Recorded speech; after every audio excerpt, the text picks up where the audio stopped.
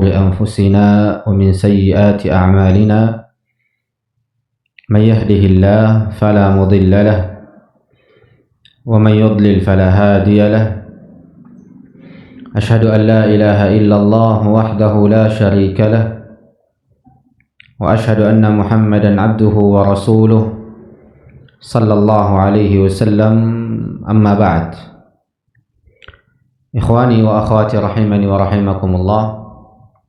Kembali kita bersyukur kepada Allah Subhanahu wa taala atas segala limpahan rahmat, karunia, taufik dan kenikmatan lainnya sehingga pada malam hari ini kita berada dalam kondisi terbaik, dalam lingkungan yang terbaik, dalam suasana yang terbaik pula. Sebuah pujian yang mesti kita memuji Allah dengan pujian yang sempurna, untuk senantiasa mengatakan alhamdulillahi ala kulli hal. Segala puji hanya milik Allah atas segala keadaan yang telah diberikan kepada diri-diri kita. Kita telah menjelaskan di pertemuan sebelumnya hal-hal yang berkaitan dengan al-istiwa, bagaimana Allah Azza wa Jalla beristiwa.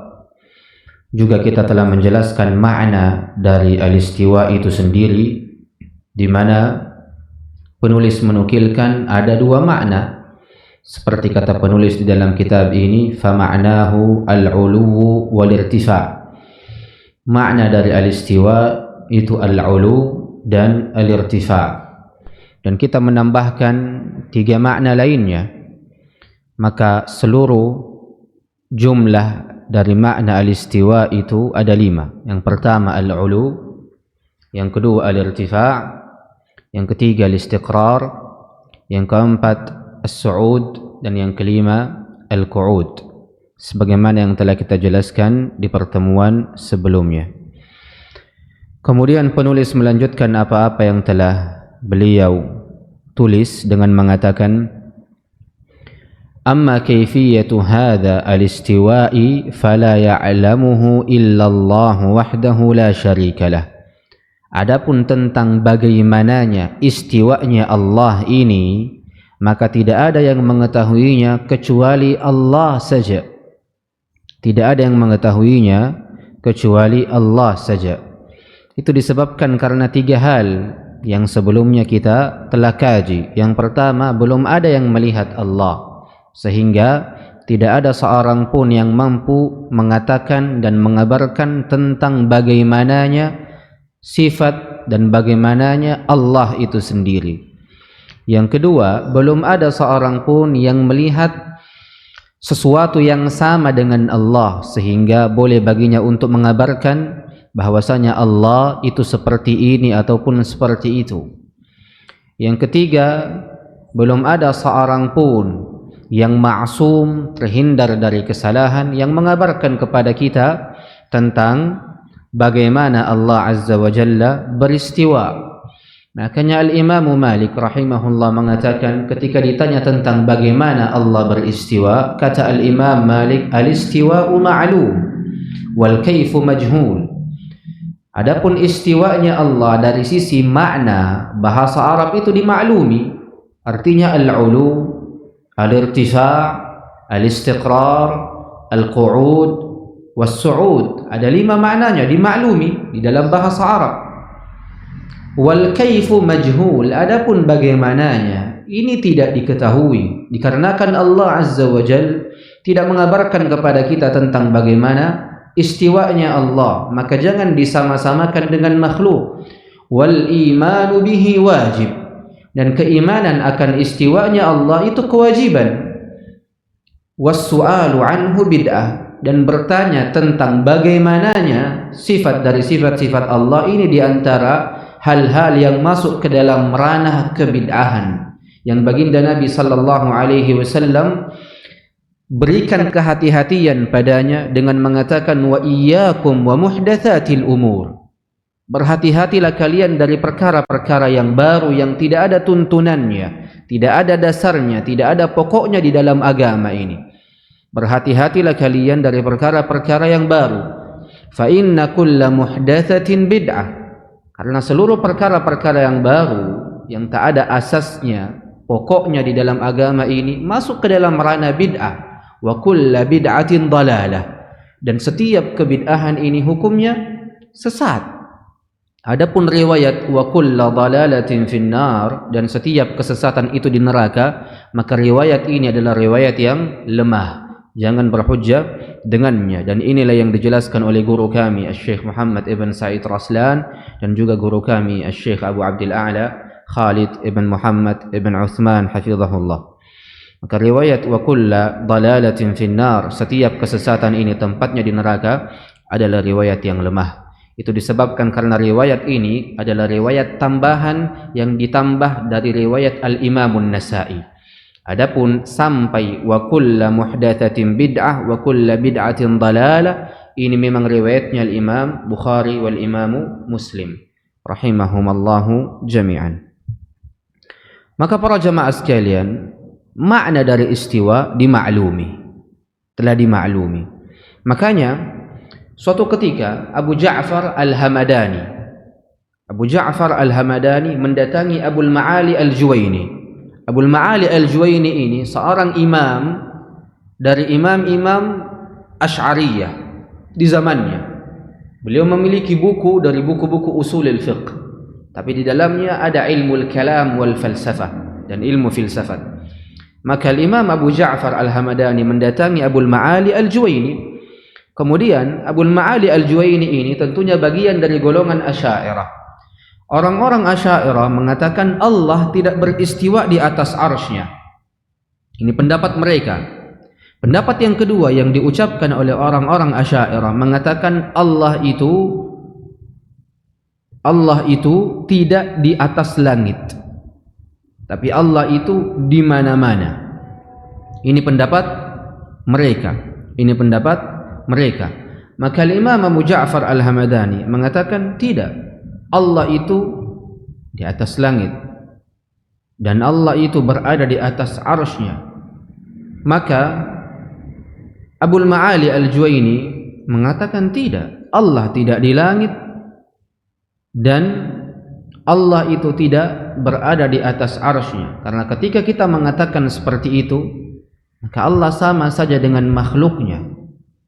Maka kata Al-Imam Abu Ja'far Al-Hamadani, jangan engkau masukkan kami ke dalam perkara-perkara filsafatmu, dan jangan pula engkau mengatakan kepada kami hal-hal yang berkaitan dengan ilmu kalammu. Allah Azza wa Jal telah mengatakan Allahu 'alal arsy istawa, dan dalil yang paling dasar yang menunjukkan bahwasanya Allah Azza wa Jalla berada di atas langit adalah ketika seseorang berdoa kepada Allah, ia angkat tangannya ke arah atas.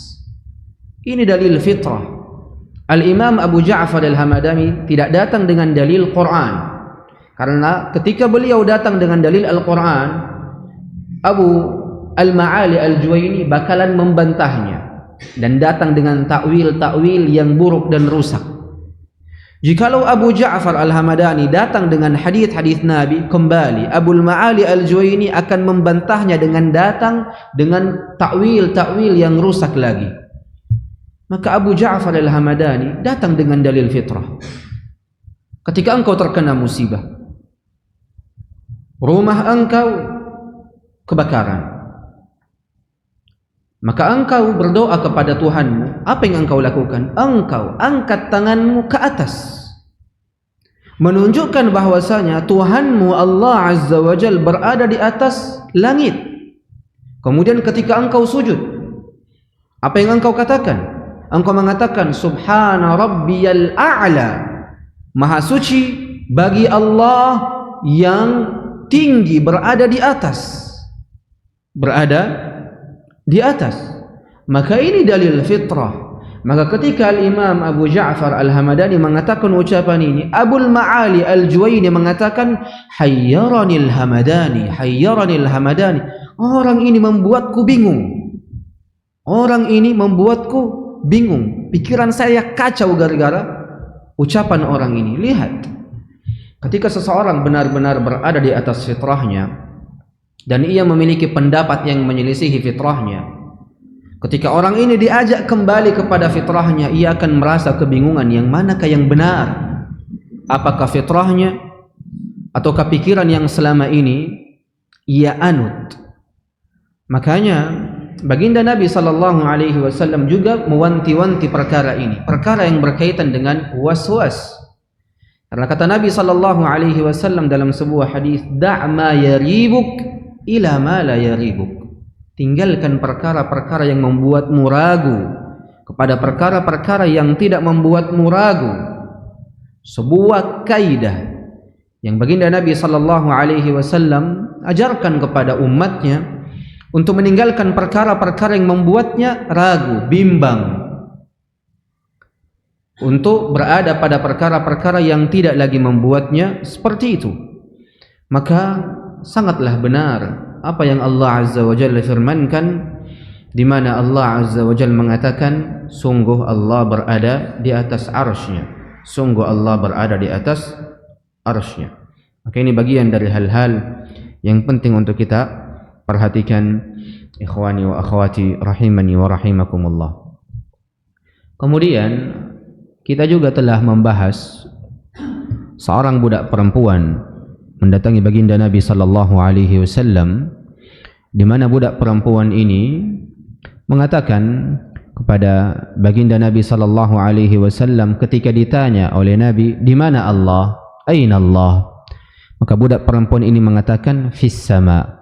Ia berada di atas langit. Maka kata Nabi sallallahu alaihi wasallam, i'tikha fa innaha mu'minah. Bebaskan budak perempuan ini karena budak perempuan ini adalah budak perempuan yang beriman kepada Allah Subhanahu wa taala. Dan perlu untuk dipahami para jamaah sekalian, as-sama itu artinya bukan cuma langit. As-sama itu memiliki dua makna di dalam bahasa Arab. Ini yang kadang tidak dipahami oleh sebagian orang karena kejahilannya pada bahasa Arab membuatnya terjatuh ke dalam kesesatan yang nyata dari sisi akidah. Bahasa Arab itu adalah sumber kebaikan. Bahasa Arab ini lentera cahaya di dalam syariat itu sendiri. Siapa yang ingin memahami syariat secara sempurna, maka ia mesti memahami bahasa Arab secara sempurna. Karena takaran seseorang di dalam memahami syariat itu sesuai takaran dirinya di dalam memahami bahasa Arab. Ini kaidah. Ini kaidah. As-sama itu memiliki dua makna di dalam bahasa Arab. Yang pertama, langit itu sendiri yang kita ketahui berada di atas bumi. Maka as-sama itu makna pertamanya langit. Makna kedua dari as-sama adalah al-ulu, sesuatu yang berada di atas. Maka apapun yang berada di atas kita, kita boleh mengatakannya sama. Kita boleh mengatakannya sama. Sekarang Allah Azza wa Jalla berfirman di dalam Al-Quran, anzala minas samai ma'an.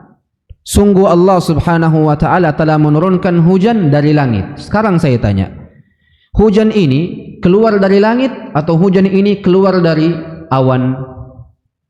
Dari awan. Tapi kenapa Allah Azza wa Jalla mengatakan anzala minas sama'i ma'an? Allah Azza wa Jalla menurunkan dari langit air hujan. Karena sama itu tidak selalu melulu diartikan langit.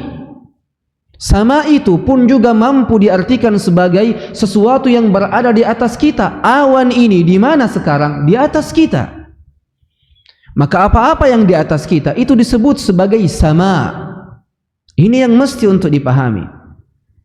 Ini yang mesti untuk dipahami. Maka ini bagian dari hal-hal yang memang patut untuk kita perhatikan. Hal-hal yang berkaitan dengan pemahaman seseorang dari sisi bahasa Arab. Karena ketika seseorang tak memahami bahasa Arab, maka pastilah ia akan terjatuh ke dalam kesesatan yang nyata. Nas'alullaha as-salamata wal afiyah. Kemudian penulis melanjutkan berpindah kepada sifat yang lain. Kata penulis, ومن ذلك أيضا قول الله تعالى إن الله كان سميعا بصيرا فيستفاد من هذه الآية ونحوها إثبات صفة السمع لله والسمع في لغة العرب إدراك الأصوات. Dan di antara sifat-sifat Allah lainnya, Allah Azza wa Jalla berfirman di dalam Al-Quran, Innallaha kana sami'an basira. Sesungguhnya Allah maha mendengar lagi maha melihat. Maka di antara sifat-sifat Allah, Allah itu maha mendengar dan Allah itu maha melihat. Kata penulis, diambil faidah dari ayat ini dan ayat-ayat lainnya bahwasanya wajib bagi seorang muslim dan seorang muslimah menetapkan bagi Allah sifat as-sam', sifat maha mendengar bagi Allah. Dan mendengar dari sisi bahasa Arab itu maknanya mendapatkan suara, mengenal suara. Ini makna as-sam'. Seseorang tidak bakalan dikatakan orang ini mendengar kalau ia tidak mendapatkan suara. Orang-orang tuli yang tidak mendapatkan suara pada dirinya tidak mungkin dikatakan orang yang mendengar. Ini dari sisi maknanya, maka makna dari as-sama' mendengar itu dimaklumi. Maka jangan lagi tanyakan tentang maknanya, karena telah dimaklumi dari sisi bahasanya. Adapun tentang bagaimananya, maka ini tentu adalah sesuatu yang tidak kita ketahui. Mengapa? Karena kita belum pernah melihat Allah. Bagaimana Allah mendengar? Tapi yakinilah bahwasanya pendengaran Allah pastilah berbeda dengan pendengaran makhluk. Tidak boleh disamakan. Makhluk saja dengan makhluk yang lain saling berbeda pendengarannya. Apatah lagi makhluk dengan sang Khaliq, sang pencipta, tentunya lagi perbedaannya akan lebih besar. Tentunya pendengarannya pasti akan lebih besar. Makanya ketika ada yang bertanya kepada kita, apakah Allah mendengar? Kita katakan Allah sendiri yang berfirman bahwasanya Allah maha mendengar lagi maha melihat. Dan kita tanyakan kepada orang yang bertanya ini, mengapa engkau bertanya apakah Allah mendengar? Dan kita tanya kembali, kita tanya balik, apakah ada seseorang yang lebih mengenal Allah daripada Allah sendiri? Apakah ada seseorang yang mengetahui zat Allah melebihi Allah sendiri? Apakah ada seseorang yang lebih mengetahui sifat dari sifat-sifat Allah melebihi Allah sendiri? Tidak ada. A antum a'lamu amillah? Allah Azza wa Jalla katakan di dalam Al-Quran, apakah engkau lebih mengetahui, lebih berilmu daripada Allah Subhanahu wa Ta'ala? Maka ini bagian dari hal-hal yang patut untuk kita perhatikan, ikhwani wa akhwati rahimani wa rahimakumullah. Dan mendengar di dalam bahasa Arab itu ada dua maknanya. Mendengar, as-sami', sami'a yasma'u isma, as-sama', lafadznya di dalam bahasa Arab itu ada dua maknanya. Bukan cuma idrakul aswat, mendengarkan suara atau mendapatkan suara. Sami'a kadang diartikan sebagai istajaba, mengijabah. Mengijabah. Makanya Allah Azza wa Jalla berfirman di dalam Al-Quran menceritakan bagaimana Ibrahim alaihissalam berdoa kepada Allah dengan mengatakan, Inna Rabbi lasami'ud du'a. Sesungguhnya Tuhanku maha mengijabah doa, zat yang mengijabahi doa. Jadi bukan cuma mendengar, Allah dengarkan, tapi sekaligus ada tambahan makna di dalamnya, yaitu mengijabahinya. Maka sami'a itu memiliki dua makna. Ada mendengar, dan ini makna yang pertama. Yang kedua, mendengar ditambah makna lainnya, yaitu mengijabah. Yaitu mengijabah. Dan ini mesti untuk kita perhatikan. Makanya ketika Musa, Nabiullah Musa alaihissalam dan Harun ingin mendatangi Fir'aun la'natullahi alaih, Allah Azza wa Jalla berfirman kepada dirinya, innani ma'akuma asma'u wa ara. Sesungguhnya diriku ini bersama kalian berdua, wahai Musa dan Harun. Aku mendengar sekaligus mengijabahi apa-apa yang engkau inginkan, wa ara, dan aku melihat kalian. Maka ini bagian dari dalil yang paling kuat yang menunjukkan bahwasanya Allah Azza wa Jal maha mendengar lagi maha melihat. Tapi pendengaran Allah dan penglihatan Allah tidak pernah akan sama dengan pendengaran dan penglihatan seorang makhluk. Laisa kamitslihi syai' wa huwas samiul basir. Allah sekali-sekali tidak sama dengan sesuatu pun, dan sungguh Allah Azza wa Jal maha mendengar lagi maha melihat. Ini bagian dari hal-hal yang patut untuk kita perhatikan. Penulis melanjutkan, fanuthbitu lillahi ta'ala sam'an yudriku bihil aswata la yushbihu syai'an min khalqillah. Lihat penegasan dari penulis rahimahullah. Kata penulis, wajib bagi kita untuk menetapkan bagi Allah mendengar. Wajib bagi kita untuk menetapkan bagi Allah pendengaran yang dimana ia mendapatkan suara darinya. Akan tetapi pendengaran Allah tidak sama dengan sesuatu pun dari makhluknya. Bahkan penulis katakan wa nufawwidu kaifiyata dzalika lillah. Adapun bagaimananya Allah Azza wa Jalla mendengar, maka kita kembalikan permasalahan ini kepada Allah sendiri, karena Allah lah yang lebih mengetahui bagaimana dirinya. Karena Allah tidak mengabarkan tentang bagaimana Allah mendengar kepada kita, maka kita jangan mencari-cari sesuatu yang bukan memang pada ranah kita. Di sini letak permasalahan orang-orang yang menyimpang, para jamaah sekalian. Apa permasalahannya? Selalu mencari-cari apa-apa yang tidak dituntut pada dirinya. Selalu masuk-masuk ke dalam ranah yang Allah tidak minta pada dirinya. Allah Azza wa Jalla tidak meminta engkau untuk mengetahui bagaimana Allah beristiwa, bagaimana Allah mendengar, bagaimana Allah melihat. Allah Azza wa Jalla cuma meminta kepada diri kita imani bahwasanya Allah beristiwa, Allah mendengar, dan Allah melihat sebagaimana yang Allah sampaikan di dalam Al-Quran. Adapun bagaimananya, engkau berhenti di situ, karena Allah tidak memintamu untuk mengetahui bagaimananya Allah. Cukup di situ. Kita ini hamba, tunduk, patuh, bergerak sesuai dengan arahan tuannya, dan berhenti sesuai dengan arahan tuannya. Hamba Allah tidak berbeda jauh dengan seorang budak, tidak berbeda jauh dengan seorang budak. Maka jangan terlalu kepo, jangan terlalu masuk ke dalam ranah-ranah yang memang engkau tidak diminta dan tidak dituntut di ranah tersebut. Cukupkan dirimu pada ranah-ranah yang memang engkau diminta dan dituntut di dalamnya. Maka jangan melewati batas sebagai seorang hamba yang tidak jauh dari makna seorang budak. Kemudian penulis mengatakan secara tegas, fala naqul kaifa yasma'. Seorang makhluk, seorang hamba tidak boleh mengatakan bagaimana Allah mendengar. Tidak boleh, karena itu bukan ranahnya, dan tidak mungkin akan pernah ia ketahui. Seperti yang kita jelaskan dari 3 alasan tadi. Seseorang belum pernah melihat Allah, seseorang belum pernah melihat sesuatu yang sama dengan Allah.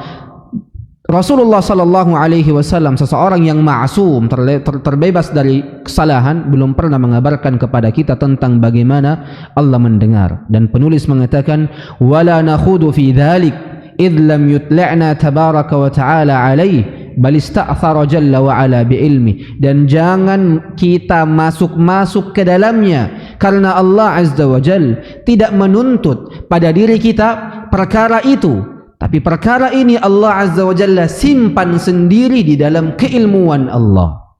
Tidak perlu untuk kita masuk-masuk. Kemudian penulis mengatakan wa hakadzal basar, begitupun dengan sifat al-basar, maha melihat. Maha melihat. Maka ini bagian dari hal-hal yang penting untuk kita perhatikan, ikhwani wa akhwati rahimani wa rahimakumullah. Sifat itu, sifat Allah itu terbagi 2. Ini yang mesti dipahami. Sifat Allah terbagi 2. Ada sifat dzatiyah dan ada sifat fi'liyah. Engkau mengetahui pembagian sifat ini, maka engkau akan aman di dalam bab ini. Sifat dzatiyah, sifat dari sisi zat Allah. Apa maknanya? Sifat dzatiyah, sebuah sifat yang dimiliki oleh Allah yang akan selalu ada pada diri Allah selama-lamanya dan tidak akan pernah terlepas dari Allah. Seperti apa? Kedua sifat yang tadi kita sebutkan, melihat dan mendengar. Ini masuk ke dalam sifat dzatiyah, sifat secara zatnya Allah. Sifat secara zatnya Allah. Allah Azza wa Jalla akan senantiasa memiliki sifat maha mendengar dan maha melihat dari awal sampai akhir, dan Allah Azza wa Jalla tidak memiliki akhir. Maka ini sifat dzatiyah namanya. Sifat yang kedua ada namanya sifat fi'liyah. Sifat fi'liyah ini baru ada di sisi Allah ketika Allah Azza wa Jalla menghendakinya. Ketika Allah Azza wa Jalla menghendakinya, tidak di setiap saat. Kalau maha mendengar dan maha melihat itu di setiap saat. Memang Allah Azza wa Jalla memiliki sifat secara zat. Tapi kalau sifat fi'liyah itu tidak di setiap saat. Kadang ada, kadang tidak. Seperti apa? Seperti Allah Azza wa Jalla memiliki sifat marah dan sifat senang. Allah tidak melulu marah dan Allah tidak melulu senang. Makanya baginda Nabi sallallahu alaihi wasallam bersabda di dalam sebuah hadis, "Inna Rabbi qad ghadiba al-yawma ghadaban lam yaghdab qablahu mithlah wa lan yaghdab ba'dahu mithlah." Allah Azza wa Jalla, kata Nabi sallallahu alaihi wasallam, sesungguhnya Tuhanku di hari ini telah marah dengan marah yang sangat besar, di mana Allah Azza wa Jalla tidak pernah marah seperti ini sebelumnya dan tidak akan pernah marah seperti marah ini setelahnya. Maka sifat marah ini bagian dari sifat Allah, tapi dia masuk ke dalam sifat fi'liyah ketika Allah menghendakinya saja, bukan di setiap saat. Begitupun dengan sifat senangnya Allah, bahagianya Allah, itu masuk ke dalam sifat fi'liyah yang berkaitan dengan masyiah, berkaitan dengan kehendak Allah. Sifat ini akan muncul ketika Allah Azza wa Jalla menghendakinya. Sama halnya sifat di antara sifat-sifat Allah yang masuk ke dalam sifat fi'liyah ialah turunnya Allah di sepertiga malam. Ini adalah sifat dari sifat-sifat Allah yang muncul ketika Allah Azza wa Jalla kehendaki saja. Kehendaki saja. Maka ini bagian dari hal-hal yang patut untuk kita perhatikan. Masuk ke dalamnya sifat-sifat fi'liyah ialah al-kalam, berbicara.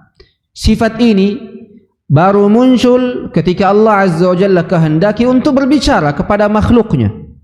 Dan ingat, Allah Azza wa Jalla berfirman di dalam Al-Quran, la yus'alu amma yaf'al. Allah tidak ditanya mengapa Allah melakukan hal ini.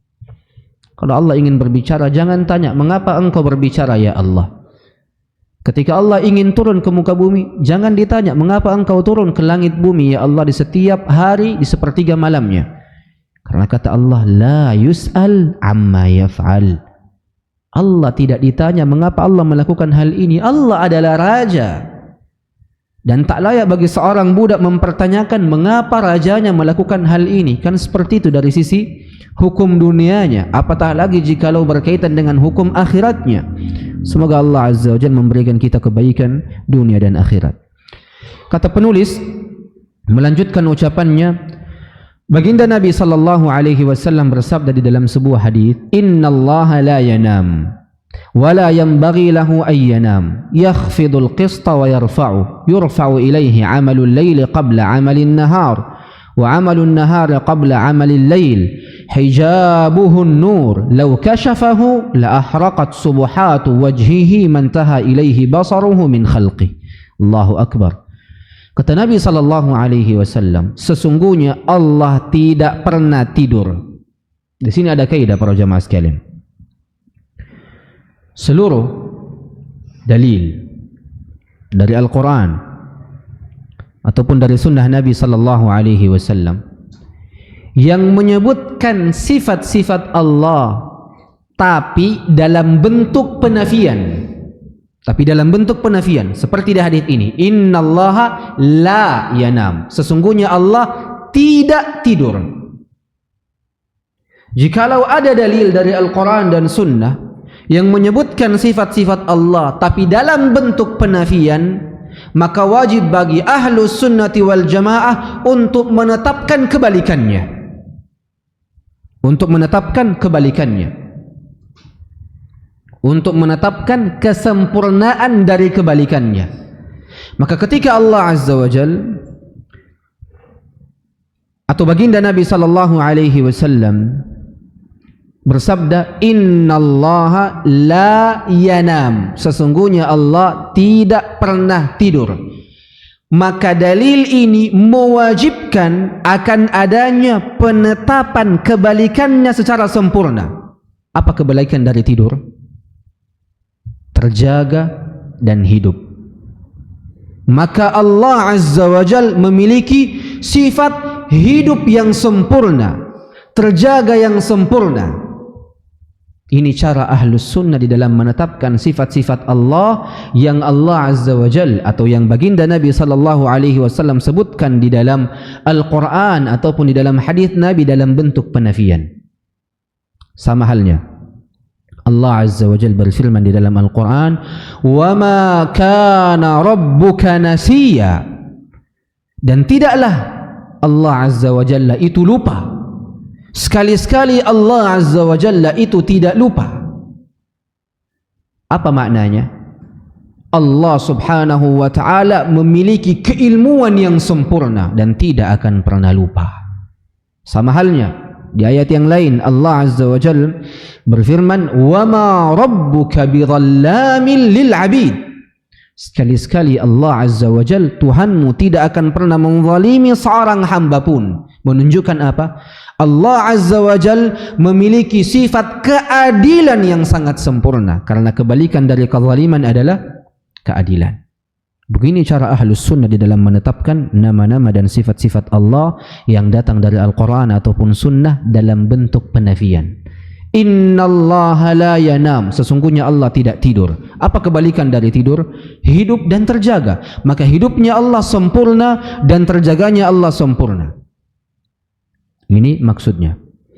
Dan baginda Nabi sallallahu alaihi wasallam melanjutkan, wala yanbaghi lahu an yanam, dan Allah Azza wa Jalla memang tidak seharusnya tidur.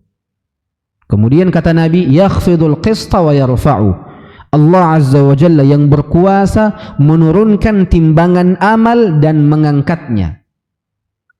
Yurfa'u ilaihi amalul lail qabla amalin nahar, segala amalan pada waktu malam itu diangkat kepada Allah sebelum amalan di waktu siang. Begitupun sebaliknya, amalan di waktu siang diangkat kepada Allah sebelum amalan di waktu malam.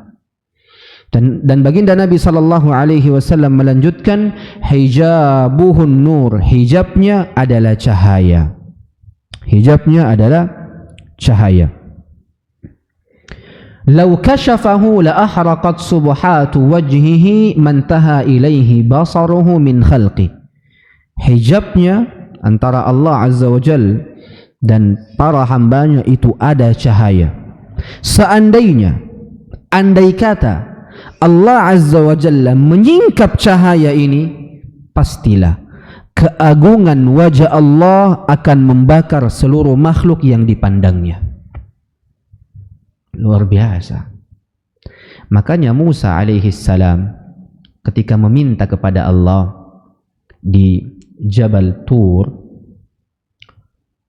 Musa alaihi salam meminta kepada Allah, wahai Tuhanku, aku ingin melihatmu. Aku ingin melihatmu di dunia. Apa kata Allah? Lan tarani, engkau tidak akan pernah melihatku di dunia. Engkau tidak akan pernah melihatku di dunia. Tapi Musa alaihi salam agak sedikit memiliki keinginan yang kuat. Saya mau melihatmu ya Allah. Maka Allah Azza wa Jalla memerintahkan Musa alaihi salam, lihatlah kepada gunung itu, maka niscaya engkau akan melihatku. Maka ketika Musa alaihi salam melihat gunung itu meletus, meledak, disebabkan adanya cahaya yang Musa alaihi salam melihatnya. Setelah itu Musa alaihi salam terpental dan beristighfar kepada Allah. Lan tarani, kata Allah, engkau sama sekali tidak akan pernah melihatku di dunia ini. Adapun di akhirat engkau akan melihatku. Makanya Nabi SAW katakan hijab antara Allah dan hambanya itu ada cahaya yang sangat luar biasa. Semakin dekat hambanya kepada cahaya itu, semakin terang cahaya itu. Tidak akan pernah mungkin seseorang mampu melihat Allah. Tapi muncul pertanyaan, kalau begitu, mengapa kita mampu melihat Allah di hari akhirat? Karena Allah sendiri yang menghendaki dan membuat mata kita ini mampu untuk melihat Allah subhanahu wa ta'ala.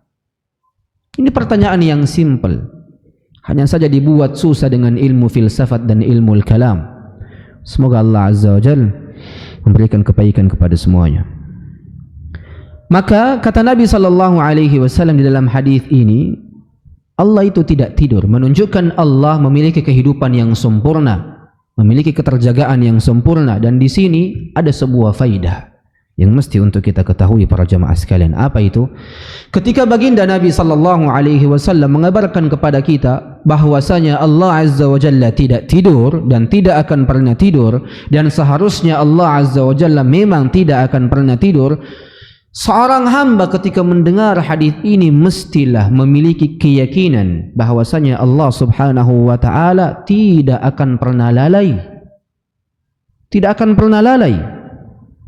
Ketika ada yang menzalimi dirimu, yakinlah Allah Azza wa Jalla tidak akan pernah lalai darinya. Ketika engkau bermaksiat kepada Allah, yakinlah bahwasanya Allah Azza wa Jalla tidak akan pernah lalai kepada dirimu. Maka berdoalah kepada Allah sepanjang waktu, dalam kondisi lapangmu ataupun kondisi susahmu. Kapan saja engkau inginkan berdoa kepada Allah. Engkau sedih di tengah malam, bangun kepada Allah. Bangun dari tidurmu, bangun dari kasurmu, berdoa kepada Allah Subhanahu wa taala. Bahkan ketika engkau harus duduk saja di atas kasurmu seraya mengangkat tangan dan berdoa kepada Allah Subhanahu wa taala, apa yang melarangmu dari berdoa? Sedangkan engkau telah mengetahui bahwasanya Tuhanmu tidak akan pernah tidur. Manusia tidur, tapi Tuhanmu tidak akan pernah tidur. Maka minta dalam setiap kondisi dan keadaan. Kesulitan yang engkau dapatkan di siang hari, minta untuk dipermudah. Kesulitan yang engkau dapatkan di malam hari, minta untuk diselesaikan esok harinya. Dan begitu seterusnya. Karena Allah sendiri yang mengatakan, Ud'uni astajib lakum. Berdoa kepadaku, niscaya aku akan yang mengijabahinya. Allah janji akan mengijabahi setiap doa. Hanya saja kadang doa tidak sesuai dengan keadaan kita sehingga harus diundur saja. Tapi doa itu pasti akan diijabah, entah diijabah di dunia ataupun entah diijabah di hari akhirat kelak.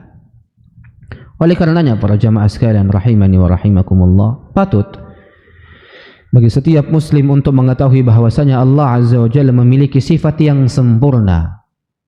Patut bagi seorang hamba untuk mengetahui bahwasanya Allah Azza wa Jalla memiliki sifat yang sempurna. Kata penulis rahimahullah melanjutkan ucapannya, "Fanuthbitu lillahi basaran haqiqiyya yudriku jalla jalaluhu bihil mubsarat."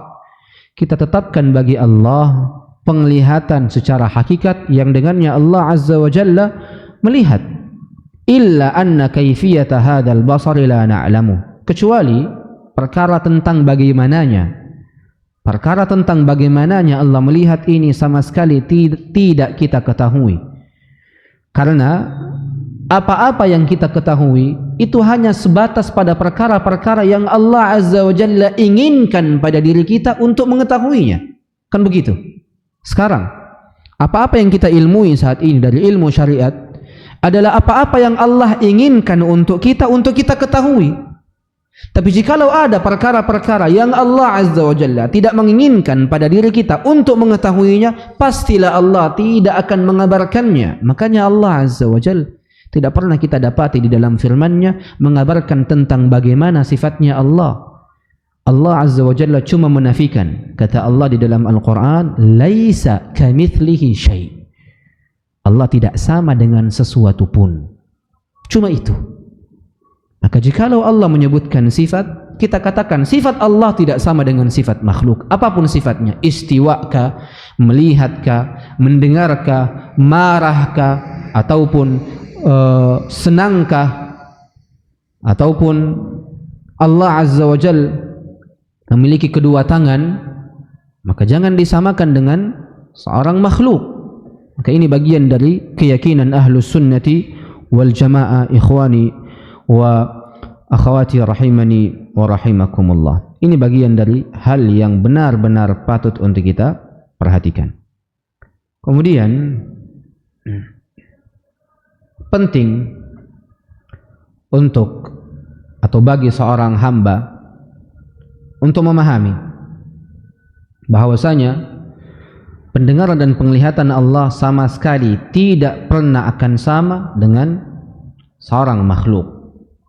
Ini mesti untuk kita pahami dengan sebaik mungkin. Karena lihatlah, suatu ketika Aisyah radhiyallahu tabaraka wa ta'ala anha menjelaskan tentang sebab turunnya surah Al-Mujadalah. Surah Al-Mujadalah itu qad sami'a Allahu qawlan allati tujadiluka fi zawjiha wa tashtaki ila Allah wallahu yasma'u tahawurakuma. Aisyah radhiyallahu tabaraka wa ta'ala anha menyebutkan sebab turunnya ayat ini disebabkan karena seorang perempuan yang sedang berkeluh kesah tentang suaminya. Seorang perempuan ini bernama Khawlah bintu Tha'labah datang kepada Nabi sallallahu alaihi wasallam mengeluh tentang suaminya yang bernama Aus ibn Samit. Aus ibn Samit, di mana Khawlah binti Tha'labah ini pada awalnya menyembunyikan apa-apa yang terjadi di antara keduanya dari sisi percakapan. Lihatlah bagaimana seorang suami dan seorang istri saling cekcok di dalam kamar yang kamarnya itu sangat tertutup dari manusia, tapi Allah Azza wa Jalla mendengarnya. Bahkan Aisyah radhiyallahu tabaraka wa ta'ala anha tak mendengarnya, tapi karena Allah sendiri yang mengabarkan di dalam Al-Quran, di mana Allah Azza wa Jalla berfirman, qad sami'a Allah, sungguh Allah telah mendengar qaulal lati tujadiluka fi zawjiha, ucapan orang-orang yang sedang berkeluh kesah tentang suaminya, wa tashtaki ila Allah, serta berkeluh kesah kepada Allah tentang keadaan suaminya. Wallahu yasma'u tahawurakuma, Allah Azza wa Jalla mendengar percakapan mereka berdua. Percakapan manusia berada di tempat tersembunyi, Allah Azza wa Jalla dengar. Maka perhatikan setiap ucapan kita para jamaah sekalian. Ucapan yang keluar dari lisan kita ataupun ucapan yang terbesit di dalam hati kita. Hati-hati pada setiap ucapan. Allah Azza wa Jalla mengetahui apa-apa yang tersembunyi di dalam hati. Ya'lamu kha'inatal a'yun wa ma tukhfis sudur. Allah Azza wa Jalla mengetahui apa-apa yang tak terlihat oleh mata dan apa-apa yang terbesit di dalam hati. Maka mesti bagi seorang muslim yang meyakini akan pendengaran Allah yang sempurna dan penglihatan Allah yang sempurna untuk berhati-hati pada dirinya. Aqulu ma tasma'un. Kita lanjutkan setelah adzan. Aqulu qawli hadza wa astaghfirullah li wa lakum innahu huwal ghafurur rahim.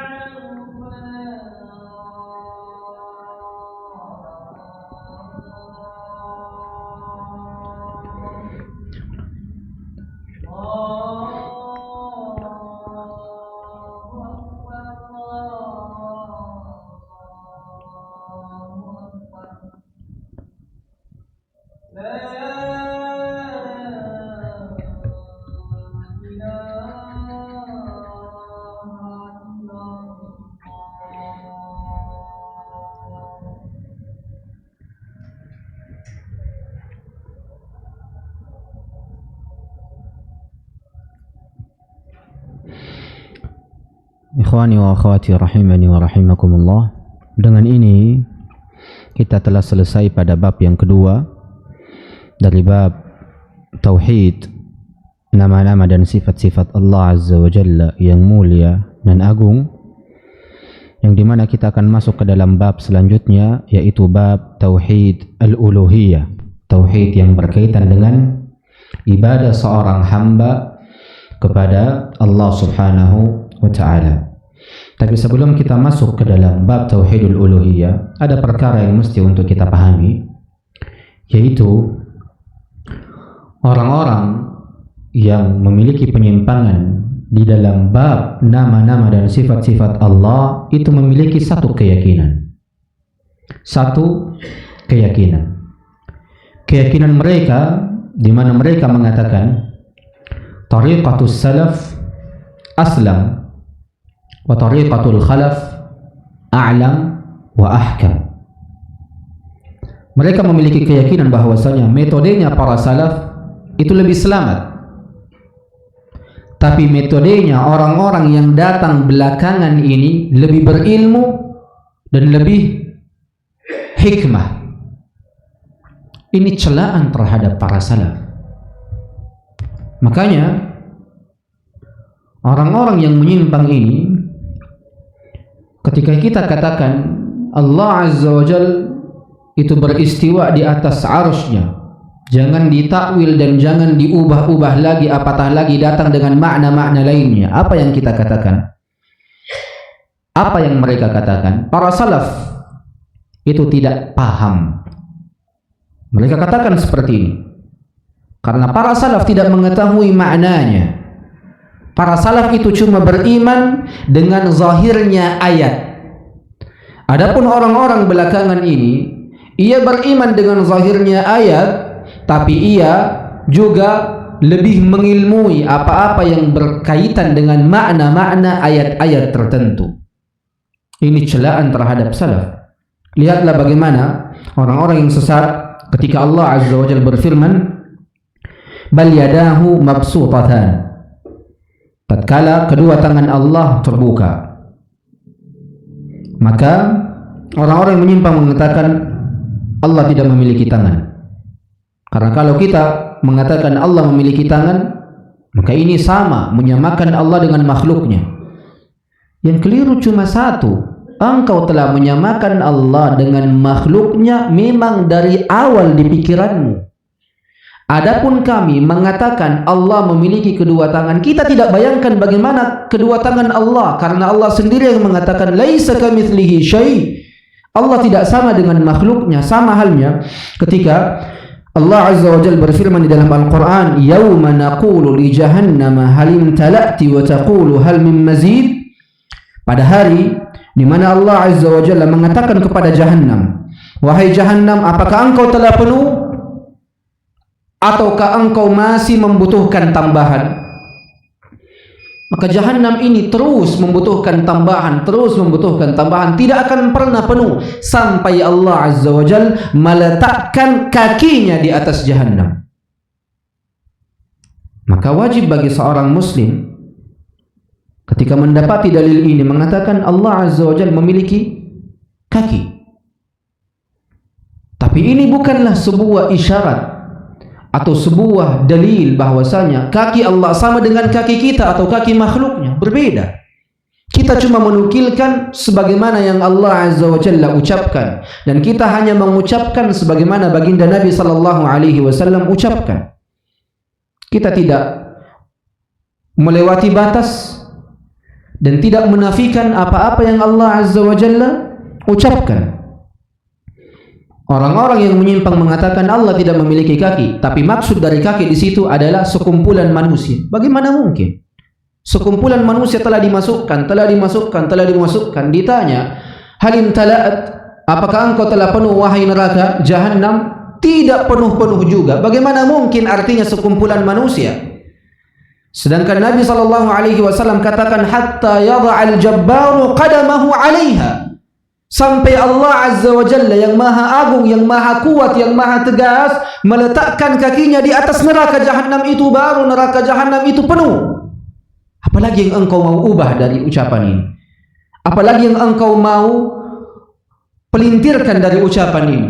Kata Nabi SAW sendiri, hatta yada'ul jabbaru qadamahu 'alaiha.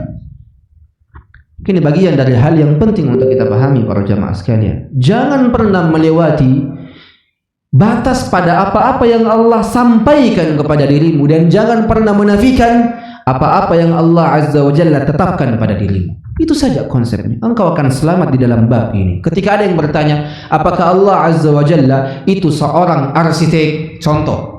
Maka kita katakan, apakah Allah mengucapkan itu di dalam Al-Quran? Atau Nabi SAW menyampaikan itu di dalam sunnahnya? Tidak, maka jangan berucap tentangnya. Karena engkau tidak dituntut untuk berbicara tentang Allah yang engkau sama sekali tidak memiliki ilmu di dalamnya. Begitu saja para jamaah sekalian. Semoga Allah Azza wa Jalla memberikan taufik kepada semuanya. Apatah lagi, baginda Nabi SAW telah mengatakan kepada ribuan, bahkan ratusan ribu para sahabatnya di khutbatil wada', khutbah perpisahan. Di akhir hayat beliau, baginda Nabi SAW mengumpulkan seluruh para sahabatnya. Al-Imam Ibn Hajar mengatakan ada sekitar 120 ribu para sahabat yang hadir kala itu. Dan Al-Imam Ibn Katsir mengatakan cuma 100.000 yang hadir dari para sahabat di kala itu, Hajjatul Wada. Apa kata Nabi SAW? Ala hal ballaght, ala hal ballaght, ala hal ballaght. Ketahuilah, kata Nabi SAW kepada ratusan ribu para sahabatnya kala itu, sungguh apakah aku telah menyampaikan seluruh yang Allah Azza wa Jalla perintahkan pada diriku? Diucap dan diulang sebanyak 3 kali. Para sahabatnya mengatakan, ala qad ballaght. Ketahuilah wahai Rasulullah, sungguh kami bersaksi engkau telah menyampaikan seluruh apa-apa yang Allah Azza wa Jalla perintahkan pada dirimu. Maka sempurna. Tidak ada lagi sesuatu yang kurang yang belum disampaikan oleh Rasulullah sallallahu alaihi wasallam. Makanya Allah Azza wa Jalla berfirman, "Al-yaum akmaltu lakum dinakum." Pada hari ini sempurna agama kalian. Maka datang orang-orang belakangan ketika Ahlus Sunnati wal Jamaah mengatakan Allah berada di atas arsy-Nya. Datang orang-orang belakangan mengatakan tidak. Istawa di sini bukan artinya berada di atas arsy, tapi istawa di sini menguasai arsy. Sekarang saya tanya, apakah dalil yang engkau ucapkan ini adalah ucapan yang benar? Apa dalilnya? Sedang Allah Azza wa Jalla tidak mengabarkan kepada kami hambanya bahwasanya makna istawa itu bukan berada di atas arsy. Dan Nabi SAW meninggalkan manusia memahami istawa dengan makna ala wartafa'a wastaqarra wa qa'ada wa sa'ada. Nabi SAW dari awal kehidupannya sampai beliau SAW meninggalkan manusia di atas akidah ini bahwasanya makna dari istawa adalah berada di atas arsy. Lantas engkau datang dengan makna lainnya, maka siapakah yang lebih berilmu, apakah engkau atau Rasulullah SAW? Maka sungguh demi Allah para jamaah sekalian, orang-orang yang datang belakangan ini yang gemar mengubah-ubah ayat-ayat Allah, mengubah makna dari ayat-ayat Allah, sejatinya mengatakan bahwasanya Nabi ini jahil. mengatakan bahwasanya para sahabat ini tidak memahami, mengatakan bahwasanya para salafus saleh ini jahil karena tidak memahami bahwasanya makna dari istawa itu menguasai sebagaimana yang mereka yakini. Bahkan mereka berbicara pada perkara-perkara yang Al-Quran sendiri tidak berbicara tentangnya. Mereka berbicara pada perkara-perkara yang sunnah Nabi SAW juga tidak mengisyaratkannya. Bahkan ucapan Arab, bahasa Arab sendiri tidak mencocoki ucapannya. Karena sungguh demi Allah, mereka ini datang dengan ucapan orang-orang pinggiran dari kaum Persia dan kaum Romawi saja. Mereka berucap layaknya orang-orang Yahudi dan orang-orang Nasrani dan orang-orang yang gemar dengan ilmu filsafat saja. Semoga Allah Azza wa Jalla memberikan keistiqomahan kepada diri-diri kita.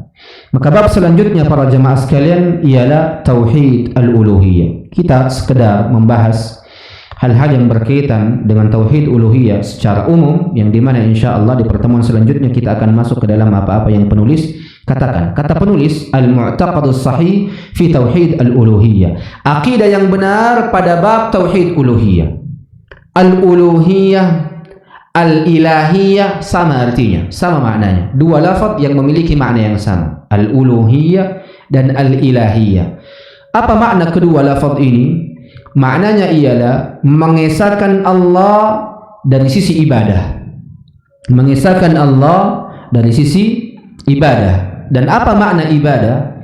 Kata Syekhul Islam Ahmad ibn Abdul Halim ibn Taimiyah, ibadah itu adalah sebuah kata yang mengumpulkan seluruh perkara-perkara, seluruh hal-hal yang Allah cintai dan ridhai, dari sisi ucapan ataupun dari sisi amalan, baik yang zahir ataupun yang batin. Maka semua hal yang Allah ridhai dan cintai itu masuk ke dalam bab ibadah. Maka dapat disimpulkan seluruh gerak-gerik kita yang Allah Azza wa Jalla cintai dan ridhai sejatinya adalah ibadah ketika seorang hamba meniatkannya untuk Allah Subhanahu wa taala. Makan, minum, istirahat mampu menjadi ibadah ketika engkau memasukkan pada ketiga hal ini niat untuk Allah Subhanahu wa taala. Kemudian agama ini para jamaah sekalian dibangun di atas dua pondasi. Agama ini dibangun di atas dua pondasi, itsbat dan nafi. Menetapkan sesuatu dan menafikan sesuatu, tidak boleh digabung di antara keduanya. Maka ketika engkau menetapkan Allah Azza wa Jalla adalah Tuhan, maka engkau harus menafikan bahwasanya selain Allah bukan Tuhan. Ketika engkau telah menetapkan bahwasanya salatmu, sujudmu, rukukmu, doamu hanya untuk Allah, maka engkau wajib menafikan bahwasanya salatmu, sujudmu, rukukmu, doamu tidak diperbolehkan kecuali hanya untuk Allah. Engkau harus menafikan selain daripada Allah pada salatmu, pada sujudmu, pada rukukmu, dan pada doamu. Seluruh hal di dalam agama ini bergantung dan dibangun di atas pondasi ini. Itsbat, menetapkan, dan nafi, menafikan. Engkau tetapkan sesuatu, maka engkau pun juga harus menafikan sesuatu yang tidak berkaitan dengan apa-apa yang telah engkau tetapkan. Ini dari hal-hal yang penting untuk kita perhatikan. Contohnya, kita menetapkan bahwasanya tidak ada seorang pun yang berhak atau tidak ada sesuatu pun yang berhak diibadahi kecuali Allah. Engkau tetapkan. Maka engkau harus menafikan seluruh peribadatan kepada selain Allah. Ini hal yang pertama. Yang kedua, kita menetapkan bahwasanya Allah Azza wa Jal tidak boleh diibadahi kecuali dengan syariat yang Rasulullah sallallahu alaihi wasallam datang dengannya. Maka engkau pun juga harus menafikan seluruh syariat yang tidak berkaitan dengan syariat Nabi sallallahu alaihi wasallam tidak boleh engkau gunakan untuk beribadah kepada Allah Subhanahu wa taala. Sesimpel itu agama ini. Agama ini simple, mudah ketika diaplikasikan dan dipraktikkan sesuai dengan apa-apa yang datang dengan Rasulullah sallallahu alaihi wasallam. Apa-apa yang datang dari Rasulullah sallallahu alaihi wasallam. Apa-apa yang tidak datang dari Rasulullah, maka jauhkan dirimu dari syariat-syariat seperti itu. Semoga Allah Azza wa Jalla memberikan taufik kepada semuanya. Kemudian terakhir, apa keutamaan tauhid? Mengapa seorang manusia, seorang hamba selalu tauhid, tauhid, tauhid? Tidak ada perkara selain tauhid. Tauhid selalu tauhid yang dibahas, aqidah. Kita mau sirah, kita mau fikih, kita mau adab, kita mau kelembutan hati. Demi Allah, semua apa yang engkau ucapkan, sirah, akhlak, adab, kelembutan hati, fikih, ibadah, seluruh porosnya dibangun di atas tauhid. Kalau tauhid ini rusak, maka yang lain pun juga akan ikut rusak. Tauhidmu dari sisi Nabi sallallahu alaihi wasallam rusak, pasti ketika engkau membahas sirah nabawiyah engkau akan menyimpang. Ketika tauhidmu rusak dari sisi hati, ketika engkau berbicara tentang hal-hal yang melembutkan hati, pasti engkau akan menyimpang. Dan begitu seterusnya. Dan di antara keutamaan tauhid para jamaah sekalian, cukuplah keutamaan ini menjadi kebaikan untuk kita bahas hanya dengan pembahasan tauhid. Tauhid ini melarang pemiliknya dan menghalangi pemiliknya untuk kekal di dalam neraka. Untuk kita bahas untuk kekal di dalam neraka. Makanya baginda Nabi sallallahu alaihi wasallam bersabda di dalam hadis qudsi yang diriwayatkan dari Rabbnya, Allah Azza wa Jalla berfirman, "Ya ibna Adam, wahai anak cucu Adam, law ataita bi qurabil ardi khataya, thumma laqitani, la tusyrik bi syai'a, la ataituka bi qarabiha maghfirah." Allahu akbar. Allah Azza wa Jalla berfirman, wahai anak cucu Adam, seandainya engkau datang dengan dosa sepenuh bumi, seandainya engkau wahai anak cucu Adam melakukan dosa sebanyak bumi, seluas bumi, sebesar bumi, tapi engkau mendatangiku, tidak ada dosa kesyirikan pada dirimu, tidak syirik kecil dan tidak syirik besar, kata Allah Azza wa Jalla, la ataituka biqurabiha maghfirah, maka aku akan datang dengan pengampunan yang sama besarnya, dengan pengampunan yang sama luasnya, dengan pengampunan yang sama agungnya. Allahu akbar.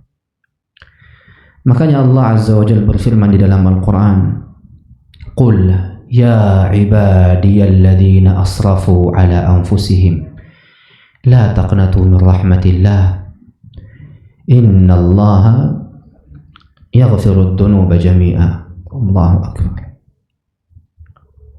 Allah Azza wa Jalla katakan kepada Nabi kita Muhammad sallallahu alaihi wasallam, wahai Muhammad, katakan kepada kaummu, katakan bahwasanya Tuhannya mengatakan kepada dirinya, ya ibadi, wahai hambaku yang aku cintai, yang aku sayangi. Masih dipanggil dengan panggilan yang indah para jamaah sekalian, alladzina asrafu ala anfusihim, wahai hambaku yang benar-benar telah menzalimi dirinya dengan kezaliman yang sangat banyak. Wahai hamba-hambaku yang telah melewati batas dengan kezaliman-kezaliman yang telah dia lakukan. Apa kata Allah? La taqnatu min rahmatillah, jangan putus asa dari rahmat Allah. Innallaha la yaghfiru dzunuba jami'a. Allahu akbar. Sesungguhnya, katakan wahai Muhammad kepada hambaku, sesungguhnya Allah Azza wa Jalla mengampuni seluruh dosa. Maka para jamaah sekalian, apa yang menghalangi kita untuk beristighfar? Apa yang menghalangi kita untuk bertaubat? Apa yang menghalangi kita untuk kembali kepada Allah? Seseorang yang penuh dengan dosa, penuh dengan kezaliman, penuh dengan kesalahan, masih disebut oleh Allah, wahai hambaku. Allahu Akbar. Makanya para jamaah sekalian, kenalilah siapa Tuhanmu, ketahui siapa Rabbmu, niscaya engkau akan mencintainya. Kenali siapa Allah, niscaya engkau akan bersemangat untuk berlari kepadanya. Kenali siapa Allah, niscaya engkau akan takut untuk berbuat maksiat kepada dirinya. Kenali Allah, niscaya engkau akan bersemangat untuk berbuat kebaikan kepada Allah dan kepada makhluknya. Hanya saja kejahilan kita kepada Allah yang menghalangi diri kita untuk mengangkat tangan, untuk menangis. Dan coba engkau katakan dan tanyakan pada dirimu, kapan engkau terakhir menangis karena Allah? Tanyakan pada dirimu, kapan diri kita menangis karena Allah? Apakah kemarin, minggu lalu, ataukah tahun lalu, ataukah cuma di Ramadan saja kita baru menangis karena Allah? Nasallallahu as-salamata wal afiyah. Semoga Allah Azza wa Jalla memberikan kebaikan, keistiqamahan di dunia dan di akhirat, dan semoga Allah Azza wa Jalla menyelamatkan kita seluruhnya dari panasnya api neraka dan memasukkan diri-diri kita ke dalam golongan orang-orang yang berada di dalam syurga Allah Subhanahu wa taala. Aqulu ma tasma'un, aqulu qawli hadha wa astaghfirullah li wa lakum. Subhanakallahumma wa bihamdik, asyhadu an la ilaha illa anta, astaghfiruka wa atubu ilaik. Assalamu alaikum warahmatullahi wabarakatuh.